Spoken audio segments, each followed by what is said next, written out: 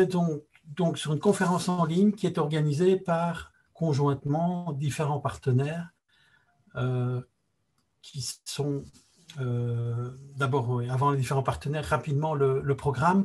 Je vais donner la parole très rapidement à Julie Van Damme.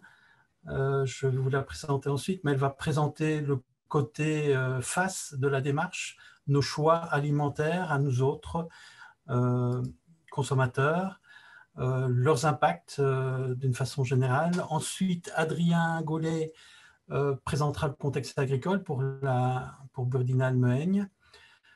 Et puis là, on arrivera vers 20h30 où nous aurons le témoignage de 2 agriculteurs qui sont associés au projet de glanage. Il s'agit de Christian Skippers et de Laurent Limbord.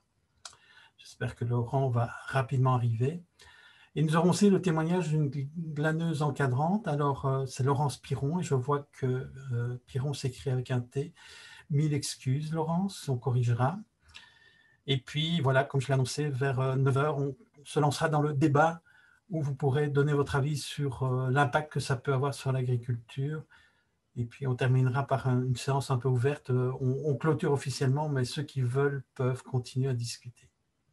Alors, les partenaires qui ont permis cette rencontre sont d'abord le GAL, le groupe d'action locale, et le parc naturel Burdinal-Mehaigne, le réseau wallon de développement rural, dont je fais partie, Interenvironnement Wallonie, et spécialement Julie Van Damme. La Fondation rurale de Wallonie est également un partenaire, et Vanessa sera à l'écoute pour récupérer vos questions dans le chat pour pouvoir les partager avec les différents intervenants. Et bien sûr, des agriculteurs. En tout cas, il y en a 2 qui prendront la parole, mais il y en a normalement d'autres qui nous écoutent, qui participent. Et bien sûr, vous tous, les citoyens.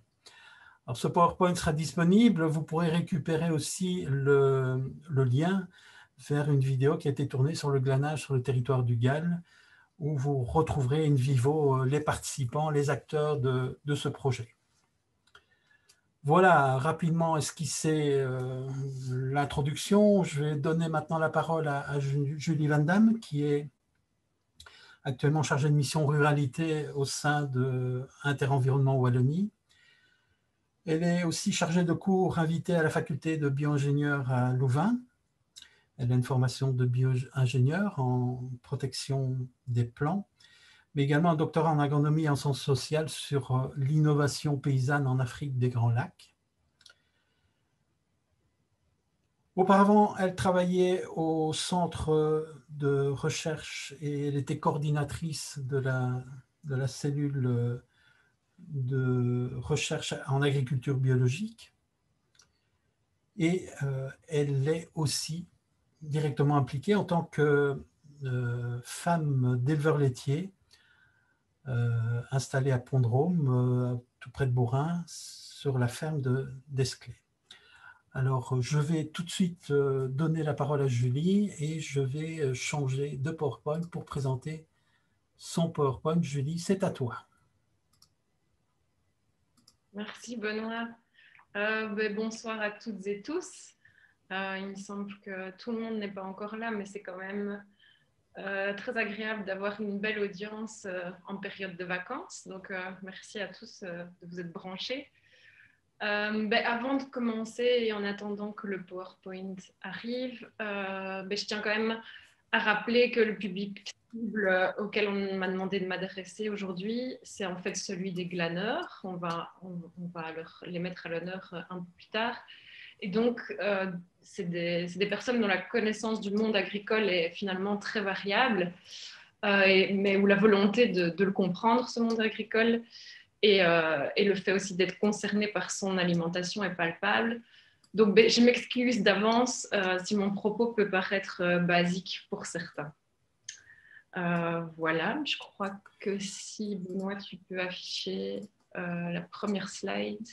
Oui, j'arrive, mais j'ai un petit souci. Et si la technique te lâche, retrouver. Non, ça va aller. Là, on voit la dernière slide, en fait. Oui. Et là, tu es en mode présentateur, du coup, on va voir mes notes. Je vais Donc, il basculer. faut désactiver le mode présentateur. Super, Voilà. merci. Voilà, super. Ben donc, je pense que...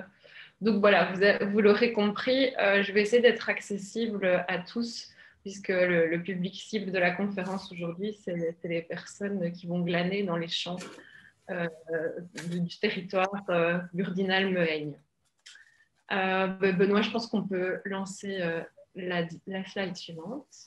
Voilà, donc moi je me disais qu'en tant que consommateur, il me semble que beaucoup d'entre nous rêvent de croquer dans une pomme ou une carotte ou encore une tomate parfaite, comme le suggère cette affiche réalisée par des étudiantes de dernière année en bio-ingénieur, également concernés par leur alimentation.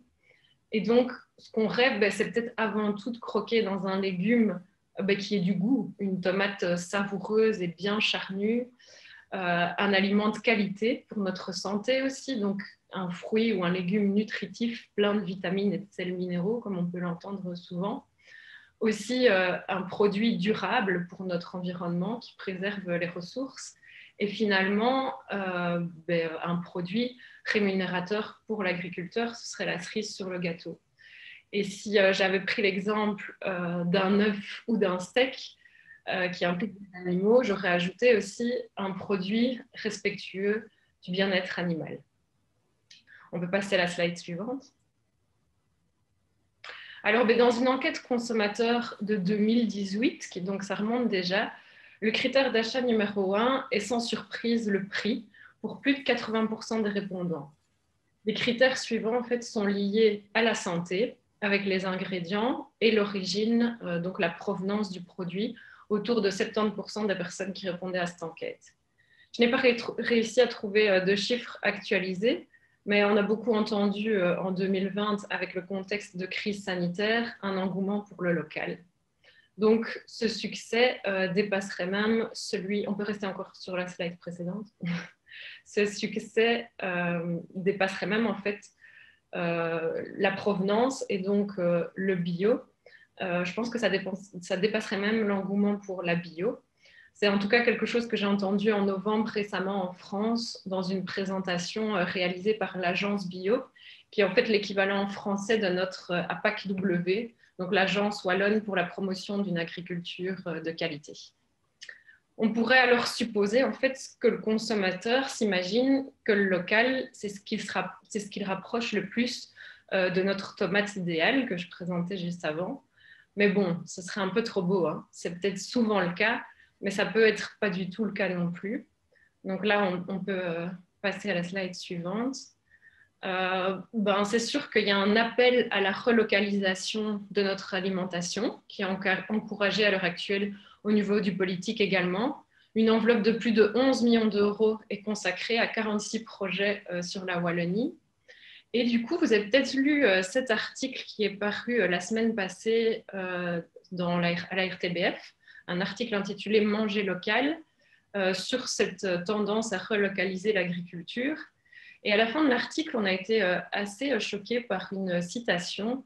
Le journaliste reprend une citation de Greenpeace justement pour illustrer que le local n'est pas toujours synonyme de durable, avec cet exemple qui peut faire bondir. Donc, manger un avocat bio cultivé au Pérou et transporté jusqu'en Europe de manière économe en énergie peut se révéler moins nocif pour l'environnement que consommer du bœuf provenant d'un élevage intensif au coin de sa rue. Dans le journal L'Écho, un autre exemple va vous faire encore plus bondir, car c'est celui de la pomme bio de Nouvelle-Zélande versus la pomme traitée de SB qui est citée. Il y a encore celui du mouton local en comparaison du mouton néo-zélandais qui m'a été rapporté par des scientifiques qui travaillent sur la CV. Ces comparaisons nous font bondir, évidemment. Et pourquoi ? Parce que dans ces trois exemples, en fait, on ne se base que sur le bilan d'un seul critère, celui du carbone. Et donc, la longueur du transport versus l'intensité de la production. On parle beaucoup de carbone, d'ailleurs, à l'heure actuelle. Des labels pourraient même faire leur apparition. Et donc, c'est vrai que si en effet, il est urgent et primordial de considérer dans l'impact et la gestion du changement. Voilà, c'est absolument nécessaire de s'en préoccuper par rapport au changement climatique. C'est quand même aussi fort dangereux de ne se baser que sur un seul critère voilà, pour évaluer la durabilité d'un aliment. Dans l'exemple de Greenpeace, en fait, la production d'avocats, on pourrait aussi dire qu'elle est catastrophique d'un point de vue environnemental si elle est produite de manière intensive. On a déjà entendu aussi de la déforestation pour pouvoir produire quantité de fruits qui viennent du sud. Donc, ça peut être questionnable aussi de ce point de vue-là. L'impact des modes de production sur la biodiversité, c'est aussi un critère tout à fait crucial, tout aussi crucial que le climat. Et alors, si on ajoute encore les aspects sociaux, on sait que la production légumes du Sud, par exemple, un reportage d'investigation de la RTBF s'y consacrait, peut être aussi scandaleuse de ce point de vue. Bref, si on passe à la slide suivante, on peut se dire que derrière le mot local, vous auriez pu faire l'exercice comme moi, le compléter certainement. On peut mettre beaucoup de choses, fondées ou non selon les cas. Donc voilà, vaste débat dans lequel je ne m'aventurerai pas plus loin à ce stade. On pourra bien sûr y revenir. Parce qu'en fait, le local, c'est un peu comme le mot agriculteur, dont je voudrais vous parler aujourd'hui. Il n'y a pas qu'un seul type d'agriculteur wallon. Il y a par exemple déjà un monde de différence lorsqu'on est un cultivateur en SB ou un polyculteur éleveur en Famenne. Je connais bien les deuxièmes, donc les polyculteurs éleveurs de Famenne, et j'ai encore beaucoup à apprendre sur les premiers, donc je compte sur la suite de la conférence. Ici, on peut passer à la suite. Je vais donc repartir de ce que je connais.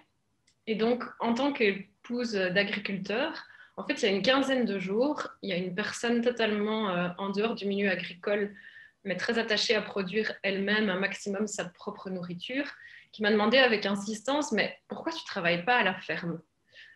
Malheureusement, parce que ce n'est pas si facile. Il ne suffit pas de le décider du jour au lendemain, parce que tout d'abord, il me faudrait pouvoir accéder à la profession. Bon, avec mon diplôme de bio-ingénieur, ce serait peut-être plus facile que pour d'autres.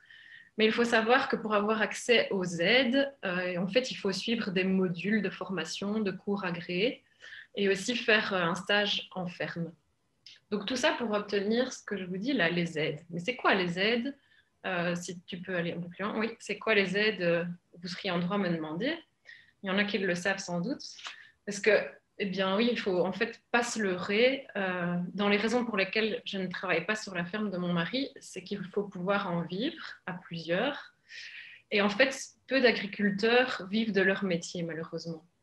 Vous avez certainement déjà entendu parler de la politique agricole commune, une énorme machinerie européenne dont finalement pas grand monde n'est content, à commencer par les agriculteurs qui seraient bien plus fiers de vivre d'une rémunération juste de leur travail et de leurs produits que par des primes. Savez-vous qu'en 2018, ces aides représentaient 80% du revenu du travail des agriculteurs wallons, tout type de production confondue, donc en fonction des orientations technico-économiques, ça peut être variable. Tu peux avancer un petit peu, je pense, Benoît. Le budget de la PAC, ça représente la deuxième plus grosse enveloppe de l'Europe, soit 379 milliards d'euros, qu'en fait nous finançons nous-mêmes avec nos propres impôts. Alors, cette PAC, elle a été initiée après la guerre 40-45 pour booster la production et éviter la famine pour la population européenne, avec le renfort de la Révolution verte. 60 ans plus tard, nous sommes en train de définir les termes de la prochaine programmation, qui débutera normalement en 2023. Elle a donc forcément évolué avec les décennies pour tenir compte des nouveaux enjeux. Donc, son premier objectif reste bien un approvisionnement alimentaire stable, diversifié et sûr pour les citoyens, tout en fournissant un niveau de vie décent aux agriculteurs. Et puis sont venus aussi s'ajouter les enjeux de durabilité, donc utiliser durablement les ressources naturelles et un développement rural plus général en équilibre. Mais donc, toutes ces négociations, ça vaut à tous les acteurs du monde rural, donc les syndicats agricoles, les organisations environnementales, les associations du monde rural, de se retrouver autour de la table de l'administration wallonne pour proposer un plan stratégique au ministre de tutelle, donc Willy Borsu, qui l'introduira à son tour à l'Europe. Alors, je vous laisse imaginer la complexité et la lourdeur des débats que ça peut engendrer, qui ont démarré en juin et qui se termineront sans doute en juin ici 2021 de cette année, avec une 50aine de réunions à la clé. Mais justement, cette PAC, nous pourrions en faire une thématique à part entière. Et en fait, ce n'est pourtant qu'un des éléments, certes déterminants, plus pour certains que pour d'autres. Ce n'est qu'un seul des éléments qu'un agriculteur doit gérer. Parce qu'un agriculteur, c'est aussi un métier où il y a des normes à respecter, en fait. PGDH relative à la directive cadre eau, PGDA qui répond à la directive nitrate, PERP relatif cette fois aux pesticides, ce sont des acronymes derrière lesquels se cachent des programmes et des plans de gestion durable que les agriculteurs connaissent bien, mais qui les font parfois grincer des dents. Mais bon, assez parlé d'administratif et de législation.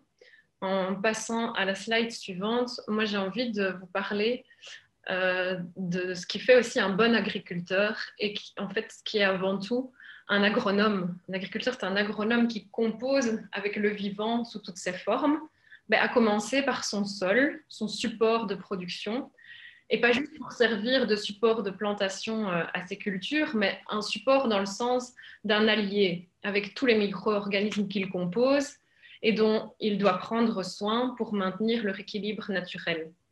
C'est notamment pour cela que l'on entend parler de plus en plus de techniques culturales simplifiées, les TCS, ou encore d'agriculture de conservation qui vise à travailler au minimum le sol pour préserver l'écosystème naturel qui s'y développe et contribue au développement de la culture.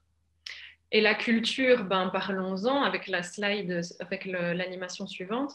Pour un légume, par exemple, il va falloir choisir sa variété, connaître ses besoins, les maladies auxquelles il faut être attentif, comment se prémunir de ces maladies, éventuellement quelles plantes on pourrait lui associer, tout en pensant aussi à la culture suivante, donc à sa place dans la rotation, etc. Et bon, ici, je n'évoquerai même pas les paramètres liés aux animaux, mais par contre, je tenais à dire un mot sur l'humain, donc le fait de composer avec le facteur humain, parce qu'on entend souvent ce chiffre de l'âge moyen des agriculteurs aujourd'hui en Wallonie qui se situe près de 60 ans et qui traduit en fait un désintérêt de la jeune génération pour le métier. Oui, en fait, les jeunes agriculteurs, c'est aussi parfois des jeunes parents, et même s'ils ne le sont pas d'ailleurs, ce sont des personnes comme tout le monde qui aspirent à une qualité de vie minimale, non seulement en termes de revenus, mais aussi en termes de temps. Et je peux vous dire que ce n'est pas qu'en le vivant au quotidien, on se rend compte à quel point ce métier est prenant. On apprend à quel point la denrée temps est précieuse et le temps, c'est aussi de l'argent en fait. Mais on pourra y revenir, bien sûr. On peut passer à la suite avec un schéma qui va vous synthétiser un peu les éléments que les agriculteurs doivent gérer ou qu'ils doivent intégrer. Donc, vous allez voir qu'il n'est pas tout à fait lisible parce que je ne veux pas rentrer dans le détail, c'est juste pour illustrer le propos. Donc, ici, tout d'abord, dans ce que doit gérer l'agriculteur, il y a son outil de production et donc une série de paramètres techniques. Donc, tu peux continuer l'animation, je pense, Benoît. Une série de paramètres techniques qu'il doit gérer. Ici, c'est volontaire que vous ne le voyez pas parce que c'est en plus lié à la gestion plutôt animale.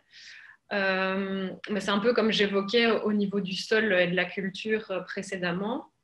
On pourrait aussi décomposer les éléments qui sont liés aux infrastructures et décliner toute une série d'autres aspects qui fait qu'un agriculteur est unique.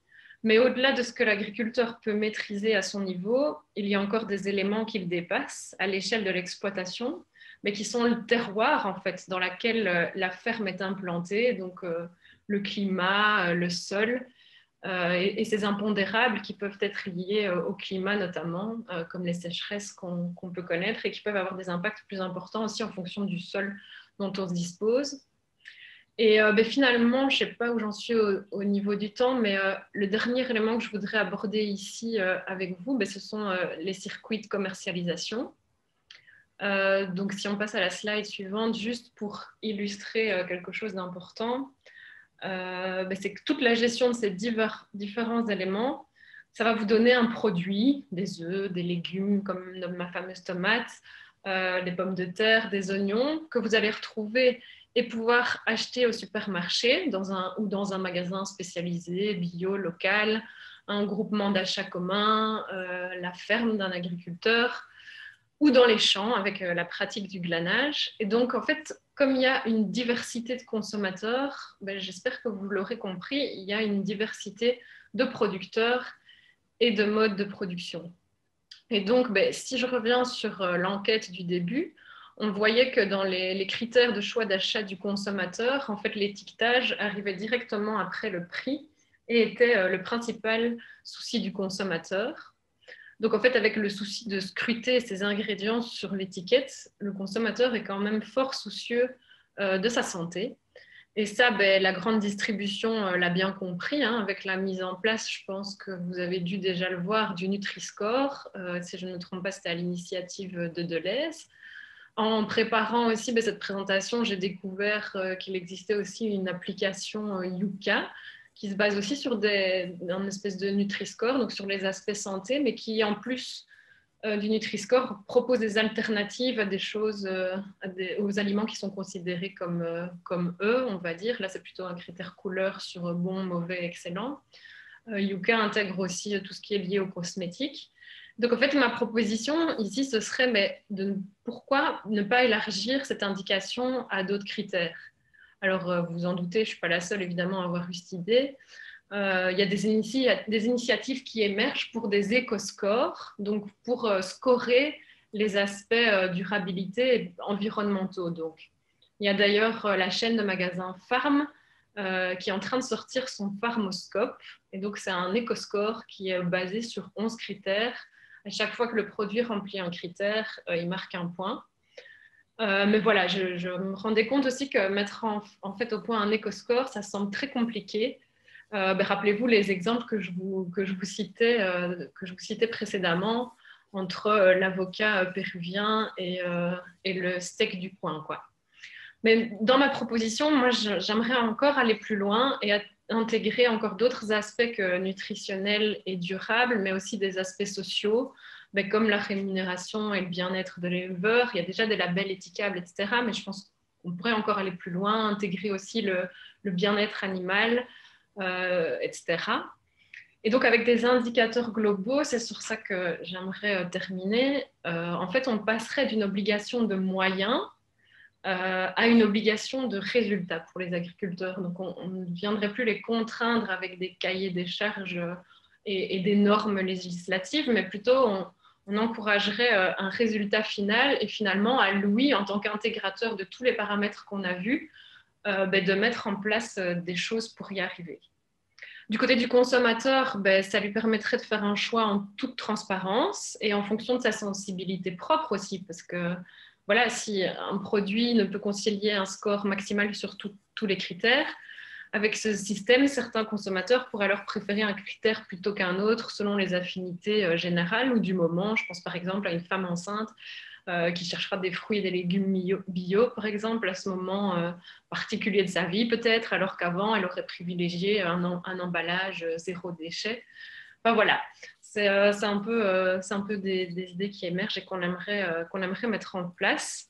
Mais bon, voilà, il ne faut pas être utopiste et idéaliste. C'est un vaste chantier qui a besoin aussi d'un soutien, mais d'un cadrage des politiques publiques, mais justement pour que ce ne soit pas l'apanage des marques et qu'on ait les choses les plus objectives possibles.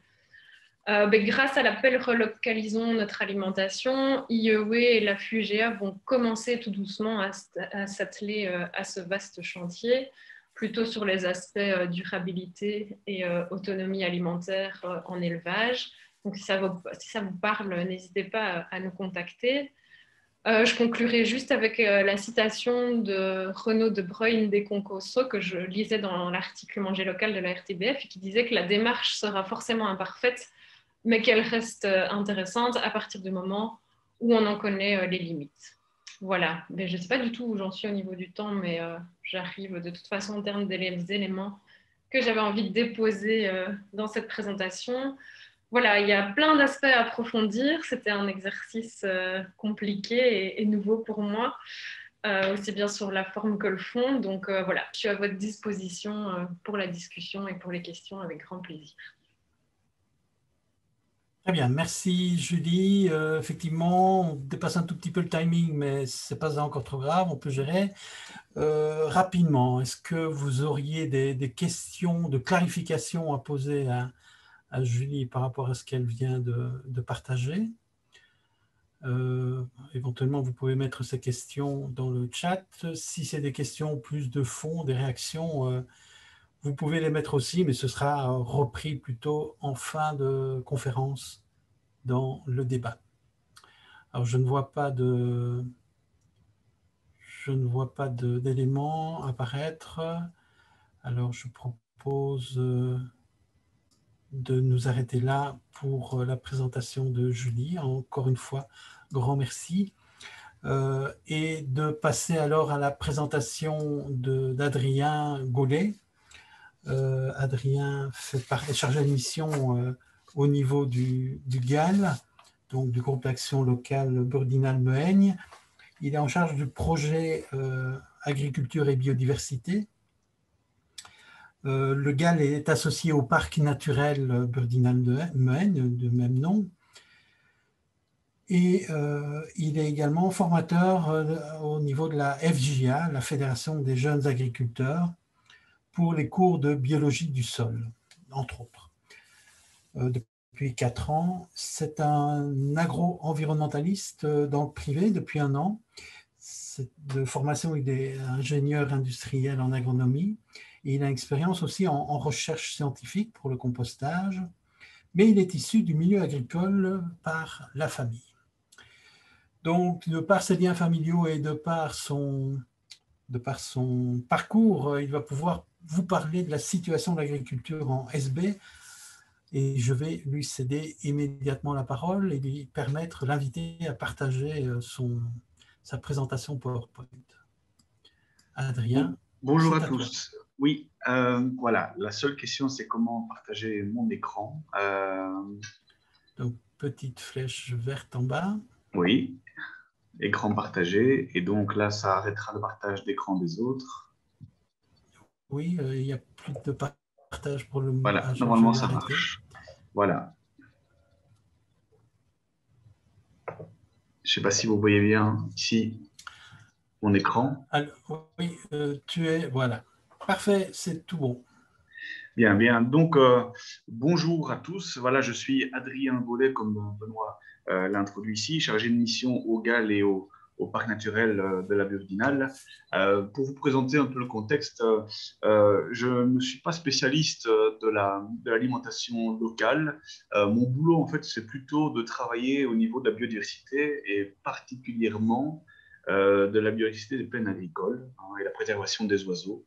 Et c'est dans ce cadre-là que je suis amené à rencontrer les agriculteurs. Et puis, de fil en aiguille, j'en suis venu à m'impliquer dans le glanage avec une collègue.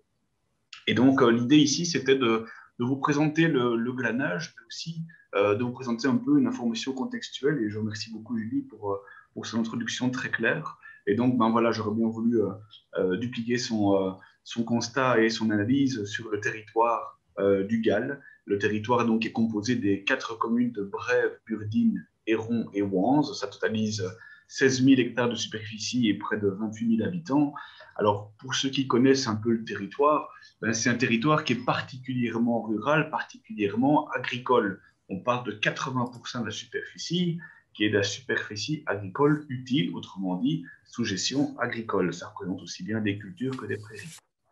Quand on se balade sur le territoire, évidemment, on trouve une diversité de cultures agricoles, des cultures par exemple de céréales comme le froment, l'escourgeon, l'épeautre, l'orge.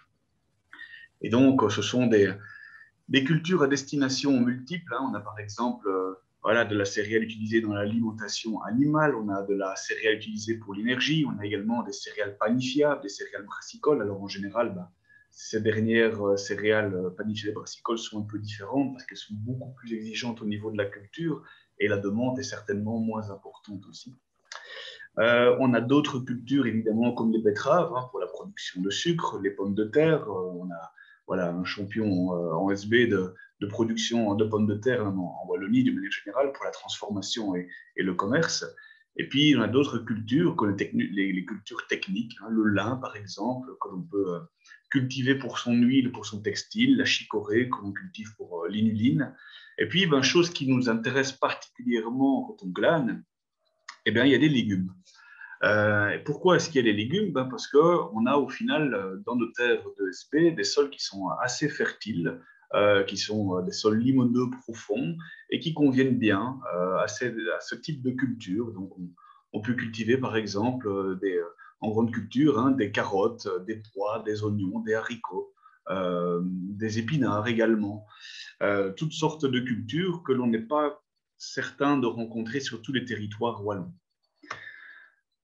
Comme je vous l'ai dit, j'ai eu l'occasion de rencontrer pas mal d'agriculteurs et si je peux dresser une petite carte d'identité des agriculteurs, c'est sur le territoire, je dois en avoir rencontré 150. Et donc, dans ces agriculteurs, il y a une partie qui habite le territoire du Gall, mais une partie qui ne fait que cultiver. Et donc, je compte 150 agriculteurs qui cultivent, ça veut dire qu'il y a quand même une bonne diversité, mais à peu près 90 qui habitent. Et en général, ce chiffre-là est assez en déclin parce que si on prend par exemple le nombre d'agriculteurs sur la commune de Brève, si mes souvenirs sont bons, ils étaient près de 60 dans les années début 2000, pour aujourd'hui ne plus approximer que quelque chose comme 20-25 agriculteurs. Alors l'agriculture, comme Julie l'a dit, c'est un métier qui est patrimonial, un métier de transmission. L'agriculteur qui reprend sa terre aujourd'hui, qui reprend son exploitation, eh bien, il reprend le fruit du travail de plusieurs générations qui ont construit le patrimoine foncier. Et s'il y a une chose qui est intéressante, c'est de constater que les agriculteurs sont très différents entre eux, puisqu'ils arrivent tous avec leur passé, leur histoire. Et d'un point de vue général, je veux dire qu'on trouve quelques agriculteurs qui ont des superficies importantes, de l'ordre de la centaine d'hectares. Cependant, ça reste quand même minoritaire et pas spécialement courant. On a des agriculteurs, par contre, qui ont parfois des superficies de l'ordre de 20, 25, 30, 40 hectares. Je pense que la moyenne wallonne aujourd'hui, elle est de l'ordre de 60 et des hectares. Les agriculteurs, quand on les rencontre, encore une fois, Julie a bien mentionné l'âge des agriculteurs comme un critère qui est un peu surprenant. C'est troublant parfois de voir que les agriculteurs ont la 55-65e, de se demander, qui reprendra la relève? Je ne pense pas qu'il n'y ait pas de repreneurs. Je pense qu'évidemment, beaucoup se désintéressent du métier. Mais il y a le fait aussi que le métier est très dur et offre peu de garanties. Et donc, on a parfois des agriculteurs qui sont très frileux de reprendre l'exploitation, mais qui sont même parfois interdits par les parents de reprendre. Et ça, c'est assez surprenant d'entendre que le métier est tellement incertain et difficile et peu sûr dans l'avenir qu'au final, la reprise n'est pas garantie. Alors, on a des agriculteurs parfois qui sont exploitants sur leur ferme et qui savent vivre de leurs revenus, qui ont en général des superficies suffisantes que pour générer du revenu. Mais c'est quand même très courant de voir aussi des agriculteurs qui aujourd'hui ne le sont plus qu'à mi-temps, quart-temps, c'est-à-dire qu'ils font les cultures après le boulot parce que tout simplement il faut trouver un salaire sûr.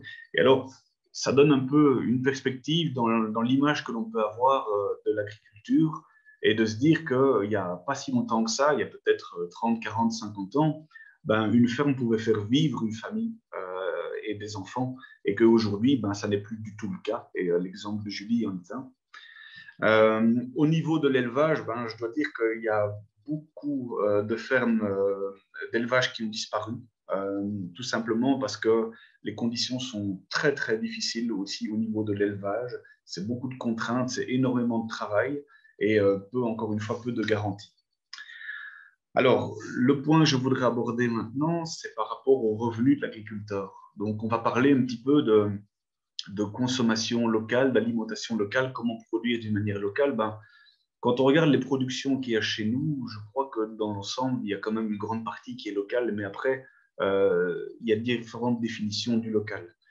Mais quand je regarde, en tout cas, le contexte chez nous, si on veut changer le système et avoir un système plus local, ben, on est parfois surpris de voir que le changement est difficile.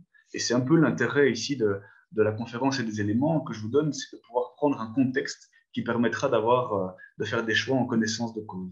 Alors, le revenu de l'agriculteur, c'est quelque chose qui est très important au niveau du changement, à savoir que quand on s'installe comme agriculteur, évidemment, il y a tout un parc matériel à avoir. Alors, en général, on a celui qui était déjà en place. Il y a également l'accès à la terre qui est très difficile. Il faut savoir qu'acheter une terre aujourd'hui, c'est extrêmement onéreux et peu rentable. Et au final, quand on arrive à avoir du machinisme des terres agricoles, il faut encore composer avec le faible revenu financier des cultures. Et le faible revenu financier des cultures, parfois, il faut se rendre compte que mettre 1 hectare de culture, du froment, de la betterave, ça peut très bien aboutir en une opération négative. Ça peut très bien être, quand on vend sa production, à avoir un revenu négatif, autrement dit, avoir de la perte. Et ça, c'est très troublant pour un agriculteur de se dire qu'au final, son métier n'est plus rentable et qu'il doit trouver des méthodes pour maintenir sa rentabilité. Alors, le métier d'agriculteur, c'est un métier qui ne paye, surtout de cultivateur, c'est un métier qui ne paye qu'une fois. Ça veut dire que l'agriculteur sème sa culture et il ne sera payé qu'une fois qu'il aura vendu sa production. Évidemment, les prix sont très variables et il n'y a aucune prise ou très peu de prise dessus, en tout cas en grande culture. Je prends l'exemple de la céréale. Mais il faut savoir qu'en Europe, les greniers à grains, ce sont surtout la France, l'Ukraine, les pays de l'Est. Il suffit qu'il y ait des bonnes conditions et des bonnes productions dans ces pays-là pour que le prix descende, le prix de la céréale. Et donc, on aboutit parfois à des scénarios comme aujourd'hui, en 2021, où la betterave, aujourd'hui, beaucoup d'agriculteurs font des opérations négatives. La production de sucre n'est plus rentable. Et donc, c'est assez troublant. Ça oblige aussi les agriculteurs à augmenter leur performance, à devenir très performants et à gagner le plus possible sur la culture et pour éviter la perte. Voilà. Si je donne l'exemple de la betterave, je pense que les coûts de production sont parfois presque similaires aux revenus de la culture. Et donc, il n'y a que l'agriculteur qui peut sortir un rendement exceptionnel, qui peut encore tirer du bénéfice dessus. Voilà. Et ça, c'est assez troublant. Ça empêche les agriculteurs de prendre des risques. Ça empêche aussi les agriculteurs de se dire, tiens, je vais essayer autre chose, je vais me lancer dans ça ou dans ça, sachant qu'il n'y a pas toujours de garantie. Comme je disais, c'est un métier patrimonial, un métier où le poids des aînés est important parce que les aînés ont l'expérience, ils ont construit l'exploitation agricole et donc ce n'est pas à négliger. Et si on réfléchit un peu, les agriculteurs se posent souvent la question de à quoi vont-ils être mangés? Parce que tout simplement, la législation peut parfois leur proposer des choses complètement différentes. Un exemple, c'est celui de la haie et des arbres fruitiers qu'on a arrachés à coups de subsides dans les années 60-70. Et puis aujourd'hui, on est complètement dans le schéma inverse où au final, on paye assez bien pour en remettre. Il y a des mêmes tendances comme ça avec les légumineuses, avec plein de sujets où au final, l'agriculture prend une direction puis une autre, mais on n'est jamais sûr de ce qui va arriver. Autre chose aussi, un point très important dans le changement du système, c'est la fierté du métier d'agriculteur et l'incompréhension. À savoir qu'on communique énormément sur l'agriculture, les médias sont pour moi sans pitié et donnent généralement une information qui est globale, mais qui ne prend pas en compte la réalité du secteur. Et pour moi, il y a une énorme différence entre la pensée système agricole, système dans lequel on se trouve, et ensuite le pouvoir de l'agriculteur, la responsabilité de l'agriculteur. De quelle manière l'agriculteur est-il acteur du système? Est-il acteur ou plutôt marionnette du système? Est-ce qu'il a le choix, la liberté, le droit de changer, ou alors est-ce que c'est tellement contraignant qu'au final le changement est difficile? Quelle est la liberté d'action de l'agriculteur? Souvent, on est troublé par ça. Par exemple, un agriculteur qui produit des céréales, du froment, n'a pas de cours sur la destination des céréales. À moins que d'avoir un marché de niche, un marché directement avec un transformateur, par exemple un brasseur, en général, il a très peu de pouvoir et d'autonomie sur le produit, de sa vente. Et donc, il y a autre chose aussi, c'est l'intensivité du système dans lequel on est aujourd'hui. On vit dans un système qui est très, très, très intensif. Et pour moi, il y a quelque chose qui est assez important. C'est une citation de Lamartine ici, qui date de 1839. Il faut savoir que les sociétés se sont construites sur l'agriculture, qu'il y a un lien indéniable entre les deux et qu'on ne peut pas aujourd'hui demander à l'agriculteur de changer si la société ne l'accompagne pas et ne s'accompagne pas dans le changement. Pour moi, tout est lié et on ne peut pas distinguer les deux et demander à l'agriculteur de faire du local s'il n'a pas les moyens de le faire. Les expériences sont très difficiles. Alors, le local, au contexte du GAL, il est multidimensionnel, comme je le dis. Il y a plusieurs types de production pour plusieurs marchés. Et je n'ai pas la prétention d'être exhaustif parce qu'on va surtout se concentrer sur l'agriculture et la grande culture. Mais évidemment qu'il existe beaucoup d'autres formes de local, comme le maraîchage en circuit court, comme la permaculture, etc., etc. Alors, au niveau agriculture, on a des agriculteurs aujourd'hui qui travaillent dans le local, par exemple en produisant des cultures de carottes, d'oignons pour l'industrie. Grosso modo, l'agriculteur n'a pas beaucoup de marge quand même sur son produit parce que souvent, l'acheteur, qui est l'usine de transformation par exemple, peut très bien dire voilà, je demande un contrat de carottes voilà, pour produire X tonnes à l'hectare et puis après je te donne tel prix. L'agriculteur au final n'a pas beaucoup d'indépendance, il a le prix qu'on lui donne et souvent ce n'est pas le prix le plus haut, c'est parfois des prix qui sont durs à assumer. Et au final, il n'a pas de cours après sur la suite du produit. Se lancer dans l'indépendance du système par rapport à ça, ça implique par exemple pour vendre des pommes de terre de devoir monter une chaîne de transformation. Ça veut dire ça passer de la récolte de la pomme de terre, ensuite au calibrage, ensuite au nettoyage, et puis à la mise en sachet, la vente, la commercialisation. Ça représente toute une série de compétences qui est très technique déjà, qui n'est pas évidente à acquérir, et puis qui n'offre aucune garantie financière non plus. C'est quand même assez hasardeux de se lancer dedans. Il y a plusieurs coopératives qui existent ou qui ont existé. Des coopératives agricoles, voilà, je ne les connais pas en détail, mais j'ai entendu parler un peu de la carotte de SB, et puis j'imagine qu'il y en a d'autres. Je crois que la concurrence et le milieu est tellement difficile, voilà, que c'est difficile de pouvoir perdurer. Il y a d'autres agriculteurs qui se lancent dans le circuit court, par exemple, les agriculteurs qui vont continuer la grande culture classique et puis s'investir dans un produit ou d'autres produits spécialisés. Ça peut très bien être la production de fraises, ça peut très bien être la production d'asperges, de pommes de terre, de salades. Et en gros, l'idée derrière ça, c'est de pouvoir commercialiser en circuit court, par exemple avec un magasin à la ferme, et de vendre les produits directement. Les difficultés ne sont pas non plus anodines, parce que au final, un agriculteur qui va produire 1, 2, 3 produits ne produira pas suffisamment que pour appeler le client. Ça veut dire que qui va aujourd'hui aller chercher dans un magasin à la ferme juste une botte d'asperges quand on voit que l'on peut en trouver dans toutes les grandes surfaces. Ça veut dire que l'agriculteur doit aussi être complet au niveau de son offre et fournir toute une gamme de produits locaux pour être complet. Et déjà, ça demande alors du travail, ça demande de s'y connaître, de respecter des normes, mais ça demande aussi d'être suffisamment attractif que pour proposer assez de produits pour que les gens puissent venir au magasin. Je peux tirer quelques anecdotes de ça. C'est par exemple voilà, un producteur local qui me disait voilà, il est en grande culture et lui, il produit du bétail et ensuite des melons et des fraises. Et il m'expliquait voilà, qu'avec la crise Covid, au final, il y avait beaucoup de gens qui sont venus à son magasin et qui ont fait la démarche de venir acheter dans le magasin en circuit court, mais des clients qui sont venus une fois, qui ne sont pas revenus après, tout simplement parce que quand il y a eu le Covid, il y a eu un arrêt au niveau du travail et les gens avaient apparemment plus le temps à consacrer. Mais une fois que la vie reprend et qu'on doit revenir dans le train-train quotidien, c'est beaucoup plus difficile de revenir en circuit court. Et donc, il disait même au final que les seuls clients qui revenaient sont déjà les convaincus. Et donc, il y a une grande difficulté à avoir des clients. Et selon ce producteur, chaque nouveau magasin en circuit court qui s'ouvre, c'est un risque de dilution des clients et donc de perte de clients potentiels, tout simplement parce que il y a une demande qui augmente, mais qui pour moi n'est pas encore assez importante aujourd'hui.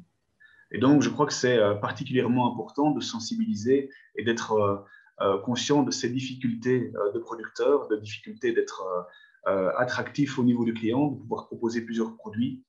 Il y a aussi le fait, et ce n'est pas négligeable non plus, qu'un producteur, par exemple, de salade ne pourra pas produire toute l'année. Un producteur d'asperges ne pourra pas le faire non plus toute l'année. C'est à des moments précis, en respect des saisons. Et ça, on ne peut pas être concurrentiel par rapport aux grandes surfaces parce que si on va voir aujourd'hui, trouver une asperge en Belgique, c'est quand même aujourd'hui pas évident. On n'en cultive pas maintenant. Par contre, vous allez dans les grandes surfaces, vous trouvez de l'asperge qui vient du Pérou. Voilà. Et à un prix défiant toute concurrence. Et contre ça, c'est très difficile de lutter et de pouvoir être attractif par rapport à ça. Alors, nous avons développé… Adrien, excuse-moi. Adrien, oui. Tu approches des 20 minutes. D'accord, ça ira vite. Tu approches… Merci beaucoup, Benoît, merci. Donc, on a travaillé un peu sur le glanage. Le glanage, c'est quoi? C'est le fait de récolter ce qui était oublié par l'agriculteur. Alors, c'est un droit qui est un peu tombé en désuétude, mais qui est toujours d'actualité. Hein. À la base, le glanage, c'est pour les vieux, les infirmes, les orphelins, les vieillards, etc., etc. C'est toujours pratiqué aujourd'hui, mais c'est oublié, dans le sens où on ne le pratique plus de manière générale. Ça a été fondé avec ma collègue de l'époque, c'était Camille Anglebert, du projet Hub Citoyen, donc un projet surtout axé sur le développement durable et la mise en relation des acteurs sociaux, qui suivait plusieurs motivations. Tout d'abord, remettre la pratique du glanage au goût du jour et interpeller les citoyens sur le consommer local, le consommer de saison, de qualité. Alors, je me souviens, je voulais présenter une fois le glanage lors d'un marché local et je m'étais dit, tiens, on peut glaner des patates, des haricots, des pois. Je ferais bien une recette de potée liégeoise et j'irais chercher les légumes. On était en août, hein, on ne les produisait pas encore dans les champs, on ne les récoltait pas encore. Je dis, voilà, on va les proposer sur la table pour montrer un peu aux gens ce qu'on peut glaner. Et quand j'ai regardé les produits et l'origine d'où ça venait, voilà ce qu'on peut regarder, c'est le nombre de kilomètres qu'il y a dans l'assiette et parfois c'est démesurant. Voilà. Des pommes de terre qui viennent d'Israël, voilà, des haricots toute l'année qui viennent du Kenya. Alors, pour amener un haricot frais chez nous, par avion, il faut se demander quand même comment faire. À mon avis, ce n'est pas très écolo. Et puis des oignons, des gousses d'ail d'Argentine, des pommes d'Argentine. Ça faisait au final beaucoup de kilomètres dans l'assiette. Le projet glanage, c'est aussi l'idée de pouvoir bien glaner, parce que quand on en parle aux agriculteurs, ça fait parfois peur. Ça fait parfois peur parce qu'on voit des gens qui viennent glaner derrière la machine. Et je ne sais pas si vous avez déjà vu une arracheuse de pommes de terre, c'est quand même pas léger, c'est assez volumineux. Et venir derrière la machine pour glaner, c'est particulièrement dangereux pour les gens qui viennent glaner. Donc, les agriculteurs ont parfois un peu peur par rapport à ça. Et on s'est dit, tiens, on va lancer un projet qui permettra de sensibiliser sur toutes ces thématiques. Et c'est comme ça qu'est né le projet Ça glane pour moi, toi et nous, qui aujourd'hui est aussi porté par Martin Dachet, qui a repris le poste de Camille, et puis par Vanessa Suden de la Fédération rurale de Wallonie. Qu'est-ce qu'on peut gagner dans nos campagnes? Il y a plein de choses, aussi bien oignons, pois, haricots, pommes de terre, carottes, épinards. Et puis, quand on connaît un peu des producteurs un peu différents, on a parfois des cultures aussi de panais, de rutabaga, de betterave chioggia. On fait même parfois du glanage avec, par exemple, Laurence Limbord, qui est productrice de champignons en circuit court et qui nous avait averti il y a 2 ans d'ici que ces stocks étaient trop importants en fin de saison. Et au final, on a relayé de cette manière-là le lien en glaneur pour sensibiliser, voilà, il y a des stocks à vider, luttons contre le gaspillage, c'est une manière aussi de glaner, même si ce n'est pas au champ. Alors, le glanage, ce n'est pas spécialement difficile à organiser, ça demande évidemment toute une question d'échelle. Voilà, nous, évidemment, on a passé la première étape, c'était quand même important de pouvoir mettre en valeur le lien avec l'agriculteur, de se dire que la première chose, c'est de connaître l'agriculteur et de connaître aussi une capacité de contacter les gens. Et donc, le glanage s'est mis de cette manière-là. C'était tout d'abord de faire une mailing list avec les gens qui étaient intéressés par l'initiative. Et puis après, quand l'agriculteur nous dit, voilà, j'ai récolté mes oignons, on peut venir les glaner si vous voulez, eh bien nous, on envoie un message aux gens et puis on leur dit rendez-vous demain, telle heure, tel endroit. Et alors, l'encadrement du glanage, hein, c'est la quatrième étape ici, consiste surtout à dire voilà comment glaner, où glaner, puisqu'il y a une différence énorme entre le glanage et le maraudage. Hein, quand on récolte plusieurs parcelles, parfois on est tenté d'aller chercher sur la parcelle qui n'est pas récoltée, puisqu'évidemment il y a plus de pommes de terre. Et puis après, ben voilà, on peut se mettre à glaner. Alors, voilà à quoi ça ressemble. Chaque glanage chez nous commence par une présentation de l'agriculteur. Ici, c'est Laurent Laborde qui nous accompagne après. Et donc, c'est une présentation un peu du métier, des contraintes, c'est de la réalité du milieu agricole. On a mis en place aussi le glanage solidaire. Donc, l'idée, c'était aussi de rendre les produits locaux accessibles à tous. Hein. Dans un sens, c'est très connoté population aisée. Et donc, on avait une volonté de le mettre à disposition de tout le monde. Et pour ça, ben, on a fait un marché avec comment dire, les glaneurs, de se dire, voilà, ceux qui sont intéressés de faire un don solidaire peuvent très bien donner une partie de leurs produits glanés pour les associations caritatives, comme par exemple Claire Matin ou alors Saint-Vincent de Paul ou la Croix-Rouge, comme c'est le cas ici, qui sont évidemment très intéressés, les CPS également.